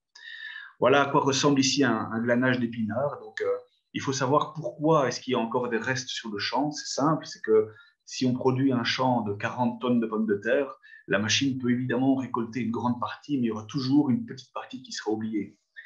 Pour les épinards, ici, ben, si voilà, certaines parcelles ne sont pas récoltées, il reste un peu sur le champ. Alors, on a des glaneurs encadrants aussi, tout un réseau de glaneurs qui sont très motivés par la poursuite de l'initiative et qui nous accompagnent pour organiser le glanage. Voilà ici, par exemple, un glaneur de poids, un glanage de poids, pour dire que le glanage s'adresse évidemment à tout le monde, aussi bien les enfants que les personnes âgées. L'intérêt, c'est de remettre les mains dans la terre et de pouvoir de connaître l'origine de son produit. Ici, par exemple, il y avait une zone un peu humide et la machine ne s'y est pas aventurée de peur de tassement. Et donc, il y a peut-être, je ne sais pas moi, 20 ou 30 mètres carrés qui n'ont pas été récoltés. Voilà, ici, du glanage de haricots. Et puis après, voilà, du glanage de pois comme on a eu ici en juin dernier. Voilà, je vous remercie beaucoup pour votre écoute. Et si vous avez quoi que ce soit comme question, je suis à votre disposition. Merci beaucoup, Adrien. Alors, effectivement, ceux qui auraient des questions de clarification à poser par rapport à ce que nous a expliqué Adrien peuvent les lui poser, utiliser le chat éventuellement. Sinon, on aura l'occasion de revenir sur toutes ces considérations et pouvoir rebondir, d'autant que participe à cette soirée Camille qu'il a cité tout à l'heure, hein, avec qui il a mis en place le projet et dont la succession est assurée par Martin, qui est aussi présent. Vanessa, qui a été citée, est également avec nous. Et puis au niveau du GAL, on a aussi Fanny qui est présente. Donc tout ce petit monde va pouvoir répondre à vos questions. Je vois qu'il y a une réaction très intéressante. Merci Adrien. Alors, bon, comme le temps est déjà bien engagé, je propose alors de donner la parole aux agriculteurs, puisque eux sont aussi directement impliqués sur une certaine partie. Et je vais donc donner la parole dans la foulée à Christian Skippers, qui est agriculteur en Antey, tout près de Wanze, sur la commune de Wanze. Christian est agriculteur conventionnel et bio, et donc il cultive des cultures avec une spécialité notamment en asperges. Adrien citait les asperges tout à l'heure, je pense qu'il pensait à lui, mais aussi bien sûr des pommes de terre, des tomates, des salades et d'autres légumes dont il pourra nous parler. Il travaille avec sa famille, mais plutôt que de le décrire davantage, je propose de laisser la parole à Christian et de l'inviter à nous expliquer pendant 5-10 minutes son parcours, d'où il vient et où il en arrive par rapport à cette production. Christian, on vous écoute. Mais bonjour à tous, merci pour me donner la parole. Et donc, je vais faire court, parce que c'est vrai qu'on a déjà un petit peu entamé le temps. Voilà, donc je suis, comme vous l'avez dit, cultivateur, agriculteur à Antey. en grande culture, j'ai laissé tomber mon bétail il y a maintenant 5 ans. L'ensemble de mon exploitation personnelle étant bio, j'ai encore en effet un peu des hectares en conventionnel, mais c'est la dernière année. À partir de l'année prochaine, tout sera en bio. Alors, bon, ben pourquoi comment dire, personnellement, je fais des études qui n'avaient rien à voir avec l'agriculture bio. Avec l'agriculture, tout simplement. D'ailleurs, je voulais personnellement vraiment être cultivateur, mais mon père ne voulait pas du tout que je reprenne son exploitation. Et donc, il m'avait imposé des études et j'ai fini par les réaliser pour lui faire plaisir, pour vous dire la vérité. Mais quoi qu'il arrive, après ces 5 années d'études supérieures, je lui ai quand même dit, ben écoute, maintenant que j'ai fait ce que tu voulais que je fasse, eh bien, laisse-moi faire ce que j'ai envie de faire. Et donc, j'ai repris l'exploitation quelques années plus tard. D'une exploitation pendant 20-25 ans, exploitation conventionnelle, l'agriculture telle qu'elle existait à cette époque, c'est-à-dire froment, escourgeon, betterave, on revenait tous les 3 ans avec une culture et j'avais du bétail, beaucoup de bétail. Pour finir, il y a une quinzaine d'années d'ici, 20 ans même plutôt, pour commencer en agriculture de conservation des sols, donc en non-labour. Le problème du non-labour, enfin, l'avantage, c'est qu'on utilise un peu moins d'énergie. On constate que la sol, ça devient important dans l'agriculture. À ce niveau-là, on voit qu'il y a une importance grande pour le travail du sol minimum. Mais par contre, on utilise assez bien jusqu'à présent de glyphosate. Vous connaissez tous le glyphosate, ou en tous les cas le Roundup. Et là, c'était un souci. Je commençais vraiment à m'en préoccuper. Mais donc, c'est la raison pour laquelle, il y a 10 ans, je suis passé en bio. Alors, en bio, pourquoi aussi? Parce que tout simplement, comme l'a dit très bien Adrien, comme le dit aussi Julie, eh bien, on produit une matière première qui est devenue très impersonnelle. Pour vous dire la vérité, on met son petit tas sur les gros tas dans les coopératives ou à la sucrerie. Enfin bon, franchement, produire comme ça, c'est d'une tristesse abominable parce qu'on n'a plus vraiment beaucoup de fierté à produire sa céréale. Enfin, en tous les cas, ce qui était de mon ressort, en tous les cas, c'est ce que je ressentais vraiment beaucoup. Et donc, voilà, de fil en aiguille, j'ai voulu passer en bio. J'ai eu d'autres raisons. La maladie de mon père, le connaît très énergie. Enfin bon, très honnêtement, j'en ai déjà parlé tout à l'heure, mais j'étais omnibulé par l'énergie fossile utilisée par l'agriculture et donc je voulais absolument trouver, je veux toujours absolument trouver des solutions pour éliminer ou réduire fortement notre utilisation en énergie fossile pour produire de l'aliment. Sachant quand même que nous avons la plus grande, comme l'a dit Adrien d'ailleurs, 80% de la surface du parc naturel de la Burdinale, c'est des terres, c'est des surfaces agricoles. Donc, c'est des grandes surfaces qui reçoivent énormément d'énergie solaire et on utilise de l'énergie fossile. Donc, c'est un petit peu contradictoire. Et donc, tous ces aspects font que, voilà, je me bats pour travailler la terre autrement. Pourquoi l'agriculture bio aussi? C'est parce que, en agriculture bio, eh bien, ce sol est d'une importance capitale, peut-être aussi en conventionnel, mais ce n'est pas perçu de la même façon. Nous avons vraiment besoin de la chouchouter, de la frotter dans le sens du poil pour qu'elle nous rentre au maximum. Et donc, tout cela fait qu'on est vraiment des agronomes quand on est dans ce genre de culture. Alors, qu'est-ce que je fais comme culture? Plutôt que de faire, donc, comme je vous le disais tout à l'heure, vider mon petit tas sur les gros tas, eh bien, j'ai décidé de faire des cultures très spécifiques comme de l'épeautre transformée sans farine blanche, comme de la petite épeautre, comme de productions comme la bourrache, des histoires de la camélienne, de la quinoa, c'est assez difficile en bio, mais enfin voilà, toute une série de cultures comme ça. Et aussi, avec ma fille, toute une série de maraîchages en vente au départ direct, comme la tomate, comme l'asperge d'ailleurs, comme de la salade, comme des choux maintenant. Et sans doute que ma fille aura des idées parce on a commencé à faire des chicons, mais on a très difficile de le faire Mais comment expliquer ça? Produire est une chose, pour vous dire la vérité, que ce soit des céréales, spécialement bio, que ce soit des céréales ou que ce soit des légumes, Les produire demande du travail, les produire demande vraiment beaucoup d'administration, demande, si vous saviez à quel point le nombre de pages et de papiers qu'on doit remplir parce qu'on produit des céréales, vous n'avez pas idée. Ça, c'est déjà énormément de travail. S'il le faut, nous, en plus, commencer à les commercialiser seuls, nous-mêmes, dans la ferme, c'est encore plus de travail. Si nous voulons vraiment avoir tous les légumes en permanence, c'est quasiment devenu impossible. Et en plus, quand vous vendez à la ferme, le gros souci que nous avions, c'est que, bon, par exemple, vous coupez des salades, 10 salades aujourd'hui, on les vendait, à midi, il n'y en avait plus. Donc, on allait en rechercher vite dans le jardin. Et le lendemain, on n'a pas de couper 10, on en coupait 20 parce qu'on en avait vendu 20 le jour avant. Et patatrac, on a gardé 15 sur le dos.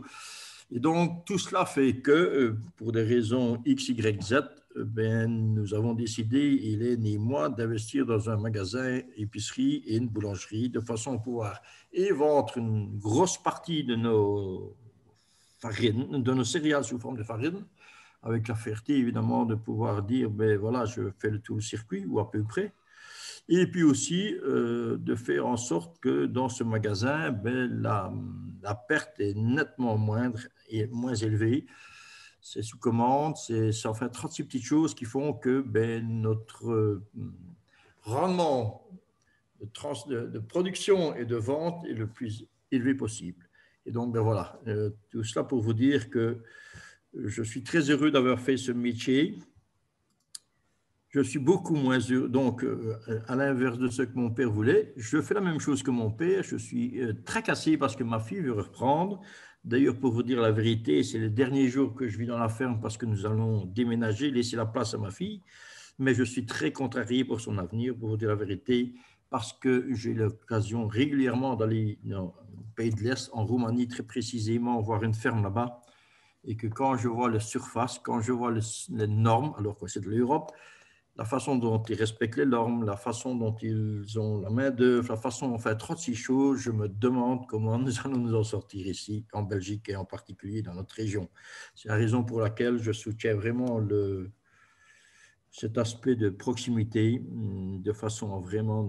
Et aussi, je soutiens cet aspect de communication avec le consommateur parce qu'il faut absolument que le consommateur se rende compte à quel point son avenir alimentaire est quand même devenu très, très, très aléatoire. Enfin, voilà. Je termine. J'espère que je n'ai pas été trop long. Pas du tout. Merci beaucoup, Christian. Pile poil dans les temps.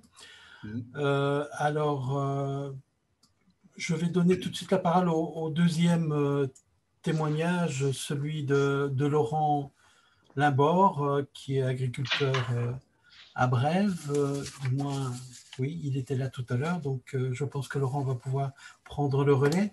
Laurent fait l'effort de nous rejoindre alors qu'il est en vacances avec sa famille en Belgique. Il n'a pas quitté le territoire, mais enfin, il était quand même supposé prendre un peu de bon temps. Donc, grand merci à lui de nous avoir rejoints.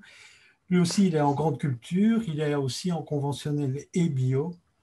Il produit aussi des pommes de terre, des carottes, des céréales, des fèves des marais. Lui n'a pas organisé la vente à la ferme. Il a par contre des contrats avec l'industrie agroalimentaire et il va nous parler un peu de son parcours, d'où il vient également et où il va et quelle est la place du glanage dans ce parcours. Alors, Laurent, si tu veux prendre la parole. Oui, est-ce qu'on m'entend tout d'abord? Tout à fait, parfait. Ok, parfait. Donc, je suis sur un appareil mobile, donc du coup, je ne suis pas certain de la qualité de l'appel. Donc, tout d'abord, si quelqu'un a des questions à me poser, je répondrai avec grand plaisir via le fil de discussion. Donc, en ce qui me concerne, donc, je m'appelle Laurent Limbord, je suis agriculteur sur la commune de Brève, donc dans le parc. J'ai 35 ans et un peu comme Christian, j'ai commencé par des études qui n'étaient pas des études agricoles, car j'étudiais ingénieur de gestion à l'Université de Liège. Et puis, j'ai poursuivi mon parcours professionnel par 7 années dans l'informatique, dans la consultance en informatique. Donc, rien à voir avec l'agriculture. Et puis, bah, voilà, plusieurs choses ont fait que je ne souhaitais pas poursuivre vers cette voie-là. Et mon cher père, approchant de la pension, m'a dit, écoute Laurent, viens voir à la ferme, viens voir ce que je fais. Et si ça te plaît, ça te plaît. Si ça ne te plaît pas, au moins je sais que je dois programmer la vente de la ferme et en tout cas ne pas espérer une reprise. Et donc, j'ai pris 2 mois de congé de mon employeur pour découvrir la ferme parce qu'avant ça, j'étais à l'internat et donc, voilà, le travail à la ferme était totalement inconnu. Et donc, ça s'est très bien passé. J'ai repris maintenant, il y a 4 ans, l'exploitation agricole à Tourine-la-Chaussée. Donc, au niveau de la ferme, nous avons la chance d'avoir un acheteur qui s'appelle SB Frost, qui est une usine de légumes surgelés. Et donc, la ferme s'est fortement orientée vers tout ce qui était légumes qu'on appelle industriels. Donc, quand on parle de légumes industriels, ce sont des légumes qui se retrouvent dans l'assiette du consommateur après un passage dans une usine qui va, par exemple, les laver ou les découper ou les râper, etc. Et donc, pour cette usine-là, nous nous sommes équipés en système d'irrigation pour pouvoir permettre la culture de certains légumes qui ont par moment des besoins en eau qui sont supérieurs aux normales saisonnières, on va dire. Et donc, dans ce cadre-là, je cultive entre autres des carottes, des fèves de marais, des épinards, des pois. Voilà, par exemple, pour l'usine. Je cultive également des pommes de terre qui sont ce qu'on appelle des pommes de terre de consommation. Donc, ce ne sont pas des pommes de terre de type industriel qui sont transformées en frites, ce sont des pommes de terre qui se retrouvent après sur les étals des supermarchés. Je cultive également des carottes de type consommation, donc ils se retrouveront dans vos étals des supermarchés, et des carottes de type industriel qui vont se retrouver en petits dés dans des soupes, par exemple, ou des pizzas surgelées. Et puis, à côté de ça, nous avons également sur la ferme les cultures traditionnelles esbignolles, c'est-à-dire des céréales, des betteraves. Et donc, voilà, ça permet d'avoir une ferme avec une rotation qui est beaucoup plus longue que la moyenne des fermes esbignonnes, on va dire. Déjà, ne fût-ce que par rien que les légumes, ça fait déjà beaucoup de cultures différentes. Au total, sur la ferme, on a jusqu'à 11 cultures différentes sur une année, donc sur des parcelles différentes, bien sûr. Et donc, voilà. Au niveau du glanage, Adrien était venu me trouver il y a quelques années, je pense que ça fait 4 ans maintenant ou 3 ans, pour me demander un petit peu ce que le parc pouvait faire. Et donc, moi, je lui avais parlé que en tant qu'ancien informaticien, je trouverais ça intéressant que le parc fasse une application pour que les agriculteurs puissent cocher sur une carte les terres qui venaient d'être récoltées et sur lesquelles les gens pouvaient venir glaner. Puis il m'a dit, on pourrait faire beaucoup mieux, on pourrait faire une mailing list et encadrer les gens plutôt que de les laisser venir librement, les encadrer. Donc, moi, en tant qu'agriculteur, je trouve que c'était encore une meilleure idée parce que ça me permettait de garantir, entre guillemets, le fait que les gens ne fassent pas n'importe quoi sur mon champ en mon absence. Donc, on faisait déjà des petits messages sur Facebook, sur la page du village pour dire aux villageois, ah tiens, je récolte mes épinards aujourd'hui, venez vous servir si vous voulez pendant la journée. Mais ici, maintenant, avec Adrien, on planifie un peu plus sérieusement ça qu'un petit message sur la page Facebook. Pour moi, le glanage, c'est surtout l'occasion de discuter avec un consommateur en direct, étant donné que toute ma production est vendue en vrac, on va dire, en grande quantité, que ce soit, disons, en circuit, on pourrait parler de circuit court, étant donné que l'usine se trouve à peine 3 km de la ferme, mais ça reste quand même être livré à un industriel ou livré à une coopérative d'autres agriculteurs, mais je n'ai, pour ainsi dire, jamais de contact avec le consommateur final de ma production. Et donc, c'est l'occasion de, avoir un contact avec eux et de deux, éventuellement, leur répondre à leurs questions et tordre le cou à certains clichés qu'ils pourraient avoir sur l'agriculture moderne que nous pratiquons aujourd'hui. Voilà. Je ne sais pas s'il y a d'autres sujets que vous voulez qu'on aborde.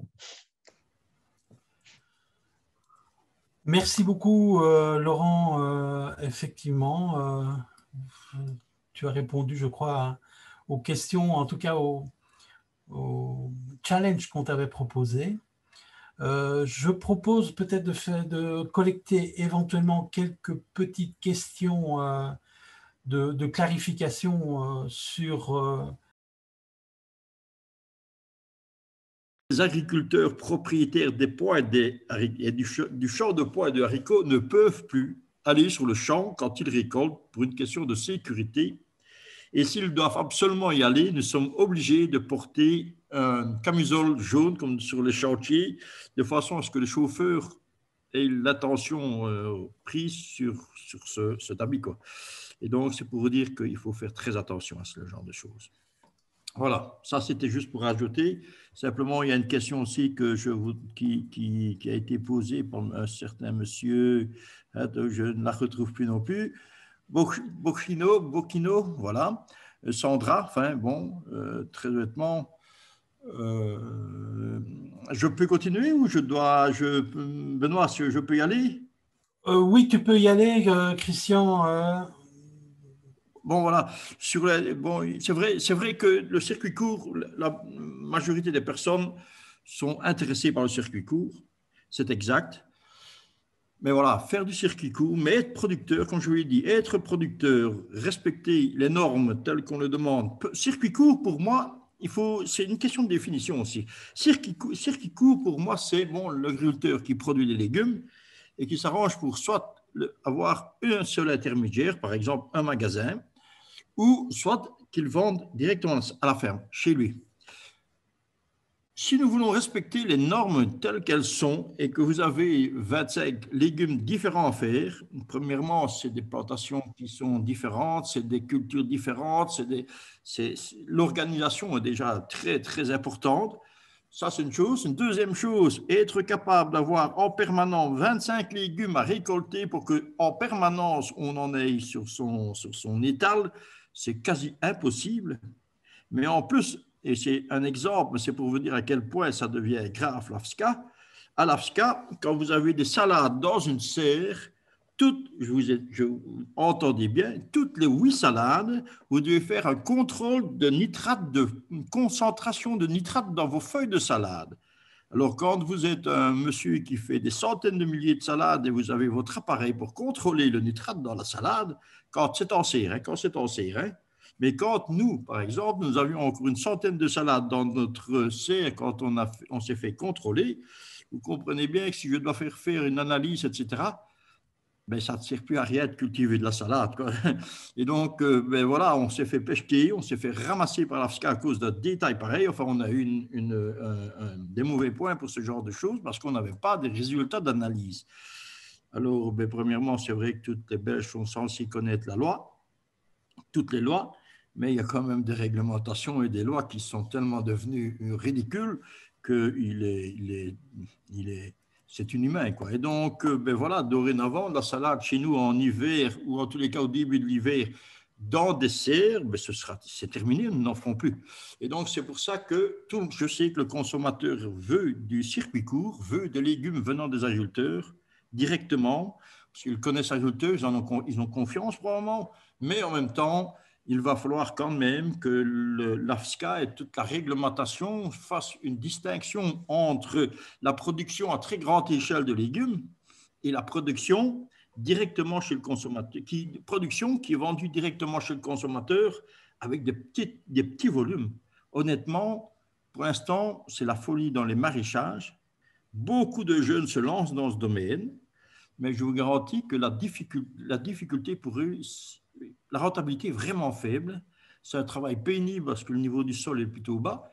Et très honnêtement, je pense que nous allons avoir des retours de flamme, de la tristesse de la part de pas mal de maraîchers, parce qu'il faut gagner sa vie, quoi. Et ça a l'air idiot. Tout le monde dit que le légume est cher. En réalité, il est peut-être cher pour l'acheter. Je vous garantis qu'il est fort bon marché quand vous voulez le produire à faible, enfin, que vous le produisez sur des surfaces relativement faibles. Donc, quand je dis surface relativement faible, c'est quelqu'un qui va vendre ses 50 salades par semaine, c'est 10 kilos de tomates par semaine, quand c'est le moment, évidemment, et des genres de choses pareilles. Conclusion, qu'est-ce que ma fille a décidé de faire? C'est de se spécialiser dans 2 cultures essentiellement, c'est de la tomate et des asperges. Et le restant, ben voilà, on ne sait plus, on ne saurait pas, quoi, on ne saurait pas. Voilà, c'est la raison pour laquelle je pense que j'espère avoir bien répondu. Je pense, tout à fait. Merci Christian pour ce témoignage. Je me tourne vers Vanessa. Vanessa, si tu as des... Je vais continuer le fil des questions. Il y a une question sur le nom de l'application de glanage. Je vais peut-être répondre directement, donc il n'y a pas d'application de glanage. Mais en fait, il y a une liste une liste pour les appels au glanage. Donc dans tous les cas, cela concerne les personnes du territoire du Galles. Et pour toute information, pour ceux qui voudraient participer, donc n'hésitez pas à envoyer un mail à Martin Dachet à upcitoyen@châteaumois.be. Voilà. Ça c'est pour le côté glanage. Il y a une question sur est-ce qu'il y a moyen de participer au côté solidaire du glanage. Je vais peut-être laisser la parole à Adrien pour expliquer peut-être la balance solidaire. Oui, tout à fait. Donc Adrien, quand on a un glaneur solitaire, est-ce qu'on peut quand même être solidaire? C'est-à-dire, je ne sais pas vraiment répondre comme ça parce que en tant que glanage solitaire, oui, on peut très bien contacter et alors on peut très bien aussi mettre en place l'initiative. Voilà, je crois que des associations comme le Clair Matin, comme Saint-Paul, comme le CPS sont tout à fait ouverts et réceptifs à ça. Et donc, je pense que ça peut très bien être mis en place à l'image du patathlon dans le Brabant wallon. Voilà. Donc, pour moi, oui, c'est tout à fait réaliste. Après, ben voilà, le principe, nous, que nous avions mis en place dans le cadre du glanage solidaire, était de faire un don d'une partie des légumes glanés. Et donc, parfois, on pouvait donner un rendez-vous à l'association, par exemple la Croix-Rouge, qui venait glaner avec nous et puis récolter une partie de chaque glaneur. Et ça pouvait parfois aboutir en 150 kilos de pommes de terre qui étaient distribuées de cette manière-là. Voilà. Après, je pense qu'il y a vraiment des choses à construire et des choses à développer dans ce cadre-là. Et ça vaut la peine de se pencher à l'avenir sur la question. Très bien, merci Adrien. Est-ce que... Il y a Laurent qui veut intervenir, peut-être, et puis après je passerai aux autres questions. D'accord, Laurent. Voilà, désolé pour le délai. Je voulais intervenir sur la question qui avait été répondue par Christian, qui est la question sur, où est-ce que c'était, je ne retrouve plus, sur l'intérêt du circuit court pour les agriculteurs. Et la dame disait, je me demande si c'est avantageux pour eux. Je pense que un des paramètres que le public ne se rend pas compte, c'est en fait le prix réel des matières premières agricoles. Donc, le prix d'une pomme de terre qui sort de la ferme, le prix d'une carotte qui sort de la ferme, le prix d'un kilo de froment qui sort de la ferme. Ce sont des prix qui sont vraiment extrêmement bas. Et en fait, si demain un agriculteur veut s'installer et offrir un service de vente de cette production-là, ce service a aussi un coût, notamment l'installation d'un petit magasin, une caisse enregistreuse, du personnel. Voilà, tout ça, c'est un coût assez important, un coût fixe assez important. Et pour rentabiliser ce coût fixe, pour ne fût-ce que faire un revenu de 0 € par rapport à tout ça, il faut vendre énormément de matière. Donc, pour vous donner une idée de prix, par exemple, aujourd'hui, si vous allez on parle beaucoup de pommes de terre d'ici dans la conférence, hein, donc si vous allez sur le marché de la pomme de terre en Belgique, acheter une binge pour faire de la frite, ça vaut plus ou moins 75 € de la tonne. Donc, pour 1000 kilos, c'est 75 €. Ça, c'est le prix d'une pomme de terre qui sort de la ferme sur le marché du libre. Donc, vous pouvez vendre énormément de kilos de pommes de terre au prix de la matière première agricole avant de rembourser ne fût-ce que la petite vendeuse ou le petit vendeur qui sera là en place. C'est la même chose pour les carottes, pour toutes sortes de productions qu'on pourrait faire. Et donc, tout ça fait que c'est finalement, par rapport à l'offre qu'on peut proposer, c'est très, très difficile de rentabiliser, ne fût-ce que ces premiers coûts fixes-là. Et donc, c'est pour ça que quand vous allez chez des agriculteurs qui font du circuit court, très fréquemment, ils ne proposent pas que leur production, ils proposent également la production qui vient d'ailleurs. Et donc, ces agriculteurs-là, souvent, ils font en fait un commerce, ils vendent également des productions qui viennent d'autres producteurs. Et donc, ils se regroupent ensemble pour pouvoir proposer plus de choix et donc générer un chiffre d'affaires pour leur petit magasin qui serait plus important. Moi, à titre personnel, malgré que je fais 11 productions, si je devais vendre uniquement ma production à la ferme, ce ne serait pas rentable d'ouvrir un magasin à la ferme avec ce que je produis. Je serais obligé d'aller faire un commerce, aller trouver d'autres agriculteurs qui produisent d'autres choses à d'autres moments de l'année pour avoir une offre constante de production à mon magasin, pouvoir générer un chiffre d'affaires global qui permettra ne fût-ce que de payer l'infrastructure, l'électricité, le membre du personnel qui sera là pour la vente, avant de générer le premier euro supplémentaire qui permettra de justifier la création de cette nouvelle activité dans une ferme. Voilà. OK. Merci pour ces précisions, Laurent, et ce témoignage bien concret. Je me tourne vers Vanessa. Oui, pour continuer sur le thème de la pomme de terre, en fait, il y a une question qui dit « La Belgique exporte à n'en plus finir des pommes de terre et importe des légumes ». Donc, on parle vraiment de cet aspect légumes et spécialisation dans les cultures. Est-ce qu'au niveau du glanage, ce sera la même chose? Est-ce qu'on glanera bientôt plus que des pommes de terre? Christian ou Laurent, qui de vous deux souhaite répondre à cette question? Je vais bien répondre, mais Laurent devrait aussi répondre, je pense. Il est vrai qu'on produit vraiment beaucoup de pommes de terre, on est un confetti sur la planète et nous sommes presque le plus gros producteur au monde de pommes de terre. Pourquoi? Simplement, je pense que ce n'est pas spécialement l'agriculteur qui en est la cause, c'est simplement que nous avons à côté de chez nous 2 grosses usines qui transforment les pommes de terre en frites. Je parle notamment d'Utosa, Belvita. Et donc, ces gens qui ont la tête pensante c'est McCain, puisque l'Utosa et Belvita, c'est une société de McCain. Et donc, ils ont créé une énorme entreprise, une énorme usine qui transforme nos pommes de terre en frites. Ils ont besoin d'énormément de quantité pour pouvoir exporter. Or, comme la Belgique est le pays où on produit le plus de pommes de terre à l'hectare, c'est chez nous, évidemment, qu'ils ont créé leur usine et c'est chez nous qu'ils poussent au maximum les agriculteurs à produire. Honnêtement, et ces personnes ont raison, on va finir par… On coupe la branche sur laquelle on est assis. Je dis ça parce que je ne le fais plus, donc je peux me permettre, mais c'est vrai que dans un proche avenir, les pommes de terre, voyez-vous, c'est comme les autres cultures. Entre 2 cultures de pommes de terre, il faut minimum 5 à 6 ans pour arriver à ne pas avoir trop de soucis agronomiques. Or, on en est arrivé presque à 4 en Belgique, en Wallonie en particulier. Et là, ça va un jour poser des problèmes. Donc, ça ne fait pas l'ombre d'un doute.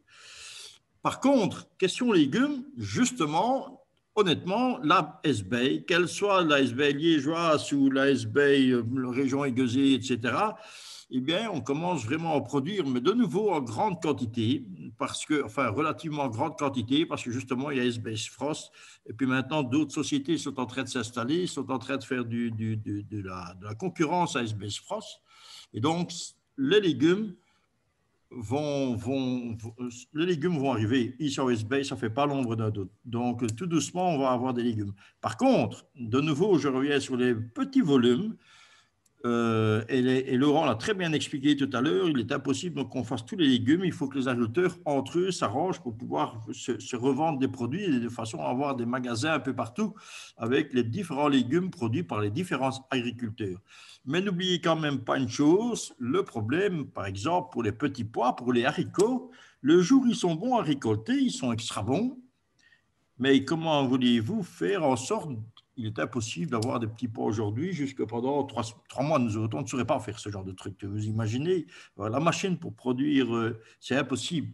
Donc, conclusion, et nous l'avons fait l'année passée avec ma fille, nous avons récolté une grosse quantité, enfin relativement grosse quantité, nous l'avons fait transformer en bocaux, mais en méthode comment dire, d'une cuisine tout à fait respectueuse de la santé des gens, puisqu'il n'y avait pas de sucre dedans, c'est vraiment cuire des bocaux de petits pois, eh bien, sans sucre, sans production, sans produits que l'on rajoute, que les sociétés rajoutent dans leurs petits pois en conserve, eh bien, franchement parler, c'est pas les mêmes pois. Et donc, ça ne plaît pas très bien aux gens. Et donc, c'est pour ça que c'est encore un autre métier, et ce métier, on peut pas tout avoir, quoi. Et donc, réellement parler, je pense qu'il faut premièrement bien mettre en conscience du consommateur que d'avoir de tout, comme dans les grandes surfaces, venant de Belgique, pendant toute l'année, ça c'est un choix impossible à avoir. Ce n'est pas possible. Il faut donc accepter d'avoir des périodes où on a des fraises, des périodes où on a des pois et haricots, des périodes où on a des pommes de terre relativement longs, mais d'autres produits. Des choux de Bruxelles, par exemple, ben, si vous voulez avoir des choux de Bruxelles, on en a maintenant, mais d'ici un mois, ben, les choux de Bruxelles, ce sera sans doute terminé. Donc, il faut bien penser à cela. Il faut que les gens comprennent que du 100%, enfin, avoir des asperges pour l'instant, et je suis bien porté pour le savoir, avoir des asperges pour l'instant, des fraises pour l'instant, mais c'est pas possible quand ça vient du Pérou, les asperges. Donc, tant mieux pour les Péruviens. Sans doute que ces gens ont aussi besoin de manger, donc ils ont aussi besoin d'exporter, comme nous, on exporte nos patates. Mais en même temps, c'est quand même pas très raisonnable pour la planète, quoi. Et donc, ça marche, hein? Et ça Merci, marche, Christian. les asperges maintenant, hein? Donc, pardon de te couper. Je voudrais... Bon, je crois que c'est clair, hein, produits locaux ou produits de saison, c'est lié, hein? deux choses à prendre en considération. Je voudrais, parce que je surveille l'heure, on arrive doucement à la fin que l'on s'était donné. Vanessa, je vois deux questions qui se rejoignent, hein. La solution, le système Point Ferme, qui est une association qui permet la vente de produits locaux dans la région un peu au sud de Burdinal. Et puis il y a aussi les systèmes AMAP qui existent en France, mais qui existent aussi chez nous. Est-ce que ça peut être des solutions qui peuvent permettre de renforcer les circuits courts? Je m'adresse à Laurent et à Christian. Donc Point Ferme et AMAP sont des solutions. Mais c'est de très bonnes solutions pour les gens qui sont orientés circuit court. Voilà. En ce qui me concerne, moi, sur mon exploitation, je ne suis pas orienté vente aux consommateurs. Donc, en ce qui me concerne, l'entièreté de ma production est une production, disons, de type industrialisé. Donc, c'est-à-dire que nous ne récoltons pas les légumes à la main, nous ne récoltons que les légumes par des machines. Ce sont des légumes sur des très grandes surfaces.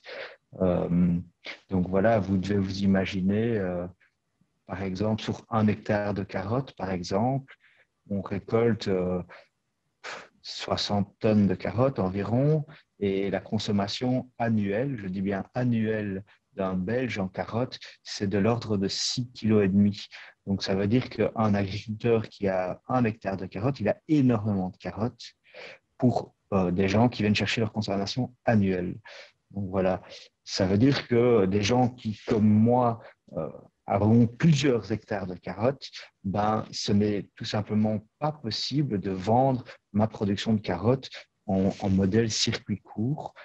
Je suis obligé de passer par des grossistes. Et donc, je pense que le modèle AMAP ou Point Ferme, ce sont des modèles qui sont très bien pour des maraîchages, pour des petits maraîchers, pour des gens qui sont sur des plus petites structures, ou alors pour des gens qui sont organisés, comme Christian, pour faire de la production à destination du consommateur direct. Mais il ne faut pas oublier que sur la surface du parc de la Burdinale, en fait, la majorité des productions, déjà, ce ne sont même pas des productions, parce qu'ici, on est vraiment très égocentrique. Hein, on discute d'une consommation humaine, et en réalité, je serais curieux d'avoir les statistiques des cultures qui sont effectuées sur le parc de la Burdinale, mais je ne me tromperai pas en disant que 70% de ces cultures-là sont vouées à de la consommation pas humaine, donc de la consommation animale, de la midonnerie, de peut-être pour être brûlé en biocarburant.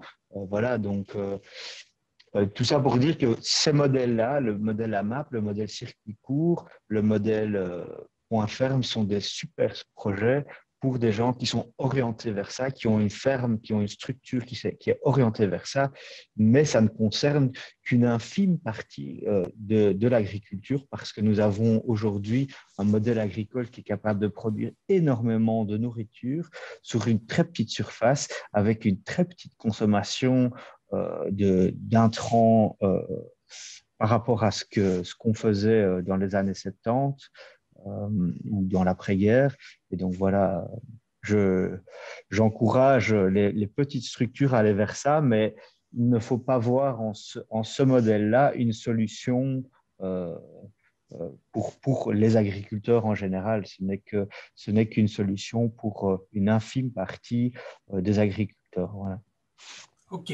Merci Laurent pour ce témoignage. Effectivement, hein, tout n'est pas soluble dans les circuits courts, mais des solutions existent comme celles qu'on a citées, et également les box dont Vanessa voulait parler, mais également une autre personne qui assiste à la réunion.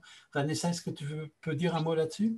En fait, c'est une question, c'est une personne qui souhaiterait développer des box alimentaires prêtes à être cuisinées, composées de recettes et de produits qu'on retrouverait dans les communes proches, afin de favoriser le commerce local et l'accès des produits aux consommateurs. Donc voilà, pour le moment, c'est peut-être on est qu'au stade de l'idée, mais je ne sais pas si la personne veut peut-être en parler en 2 mots. Oui, bonjour, c'est moi, je me présente, c'est Céline Van Vroelen, voilà. Pour le moment, je suis en plein développement, j'ai déjà un petit peu consulté les communes, les communes de Fernelmont, Burdine, et donc je voudrais vraiment pouvoir développer des box alimentaires composées essentiellement des produits des communes de Burdine, de Wassège, de Brève, de Héron, en me limitant plus ou moins à 25 km, parce qu'il y a beaucoup de box sur le marché actuellement, mais les produits des box qui sont offertes sont toujours un peu flous. On ne sait pas toujours d'où viennent ces produits. Et alors, les produits viennent parfois de très loin, de pays même, parfois de France. Je pense notamment à HelloFresh, qui est présent dans 14 pays. Et donc, voilà, à l'heure actuelle, c'est au stade de développement. J'attends des rencontres avec les différents GAL et tout ça, et j'espère pouvoir aboutir à mon projet pour offrir l'alternative aux consommateurs, de pouvoir consommer des produits locaux, et tout ça sans devoir faire différentes fermes pour trouver tous les produits qu'ils ont besoin pour préparer un plat. Voilà, en quelques mots. Ok, merci Céline. Donc on arrive doucement à l'heure fatidique. Il y a encore d'autres questions notamment de Justine concernant la reprise. On s'éloigne bien sûr du sujet, donc j'invite Justine à prendre contact avec nous. Il existe des solutions hein, en Belgique, pas comme en France, mais notamment Terre en Vue peut aider à la reprise, mais il existe aussi des dispositifs comme les espaces tests maraîchers mis en place notamment sur le territoire du pays des Condruzes. Donc, que Justine prenne contact avec nous si elle souhaite avoir plus d'informations là-dessus. Je vais doucement conclure, peut-être donner la parole à Adrien pour conclure, donner quelques conclusions à cette démarche-là et voir ce que l'on pourrait faire pour prolonger le glanage, puisqu'on a vu quand même qu'il apportait pas mal de solutions par rapport à ces questions de produits locaux, mais également de besoin de solidarité. Adrien. Voilà, tout d'abord, merci à tous pour vos apports, parce que c'était vraiment, vraiment très riche et génial de vous entendre. Je voudrais pouvoir dire aussi que voilà, il y a évidemment une situation aujourd'hui qui n'est pas spécialement facile et évidente pour les agriculteurs et pour le circuit court. Comme on l'a vu un peu avec les exemples donnés par Laurent, c'est pas toujours le même marché. C'est parfois des marchés qui sont différents avec des besoins différents. Quelque chose que je souhaiterais ajouter en plus, c'est que les bienfaits du glanage par rapport à l'agriculteur sont aussi importants. Et je me souviens d'avoir entendu un agriculteur me faire la remarque lors d'un glanage, c'était dans le cadre d'une culture conventionnelle de pommes de terre, de se dire, mais c'est comique, tiens, les gens ont quand même confiance en ce que je fais au final. Et c'était marrant de voir ce témoignage qui redonnait de la confiance à un agriculteur et qui pouvait aussi, qui permettait d'aller au-delà des clichés que l'on peut se faire. On a souvent à tort, pour moi, de comparer bio et non bio, ce qui est pour moi une erreur parce que ce sont deux marchés et deux manières de faire différentes, mais on peut très bien produire d'une manière raisonnée, d'une manière intelligente aussi, quand on est en agriculture de conservation ou dans d'autres méthodes culturelles. Voilà. Donc, je pense que une des pistes hyper importantes du glanage, c'est de pouvoir redonner de la confiance à l'agriculteur. Voilà, j'ai eu pour grand-mère une agricultrice qui vendait des œufs, du beurre, du lait en circuit court, et donc qui, dans les années 90, faisait le tour un peu du village pour distribuer ses produits. Pour faire la même chose aujourd'hui, il faut, comme on l'a dit ici, s'affilier à l'ASCA et pouvoir être blanc par rapport aux normes et être en ordre.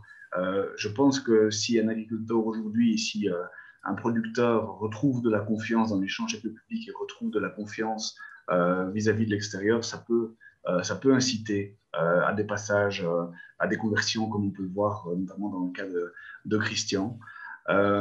Pour la pérennité du glanage, je crois que l'initiative demande un savoir-faire et peut être encadrée par des associations. Je crois que ça peut être abordé par pas mal de monde. Il y a les parcs naturels, mais pas que. Il y a pas mal d'associations caritatives qui pourraient aussi prendre l'organisation de la démarche. Et donc, dans ce cas-là, nous, on est tout à fait ouverts à vous partager les ficelles pour y parvenir. Voilà, le glanage peut être aussi une initiative solitaire et voilà, ça peut être très bien proposé aussi dans le cadre des comités de quartier, dans le cadre même scolaire parfois. Voilà. Et puis après, je pense qu'il peut y avoir aussi une appropriation par les pouvoirs publics, et notamment par les communes. Je pense que c'est une piste importante à explorer quand on a des communes proches des agriculteurs. Voilà, c'est vraiment par le bouche à oreille et par le contact. Pour moi, c'est par le contact direct avec les personnes que tout se cultive. Et donc, c'est via ce canal-là que je pense que la solution se trouve. Voilà. Merci Adrien pour ces conclusions. Donc, pour ceux qui le souhaiteraient prolonger cela, envie de passer à l'action, eh bien, contactez le GAL. Le réseau aussi peut servir à relayer des choses vers des organisations territoriales comme d'autres GAL ou les parcs naturels ou d'autres encore partenaires. Benoît, oui.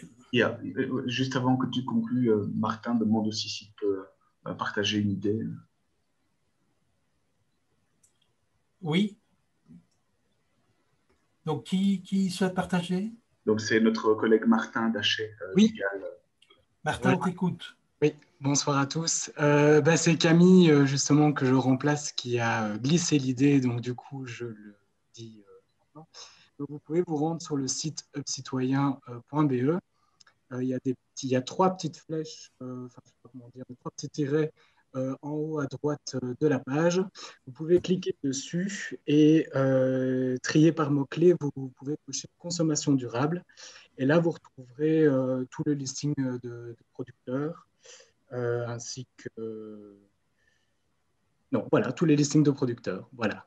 Et plein d'autres choses, plein de ressources qui ont été mises auparavant. Voilà. OK, merci Martin. Alors, on arrive doucement à la fin, je pense. Si vous voulez prolonger l'expérience, comme je l'ai dit, vous pouvez parfaitement aussi aller voir sur le site du réseau où vous pourrez trouver le film qui a été tourné. Et puis, encore une fois, contactez le GAL, Adrien, Martin, Vanessa pour les Fairway pour d'autres informations. Ceux qui souhaiteraient peut-être encore poser des questions ou chatter de façon informelle, n'hésitez pas à le faire. Mais sinon, je pense qu'Adrien sera d'accord. On peut dire que la conférence se clôture ici. Merci pour votre participation à tous et peut-être à bientôt dans les champs. Merci à tous.